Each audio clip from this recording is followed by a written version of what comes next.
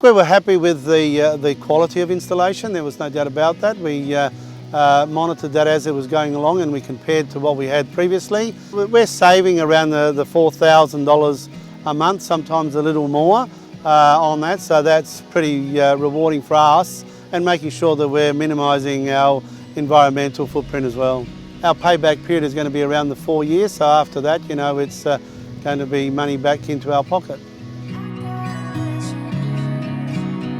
I strongly recommend anybody who's paying for power to use solar because at the end of the day, you know, some people see as the upfront cost as being somewhat difficult to manage, but there's many ways that you can look at funding that. At the end of the day, it's self-funded, and I think that's the main key, and that's the message, that it is self-funded. You're generating, so you're saving. So if you're borrowing the money to actually put the solar up, which most people do, because to drag that sort of money out of your cash flow is not going to be easy. But using the savings to pay for your loan is a no-brainer. And at the end of the day, when you, at the end of 3 or 4 years, you have that payment back into your pocket as well as the savings.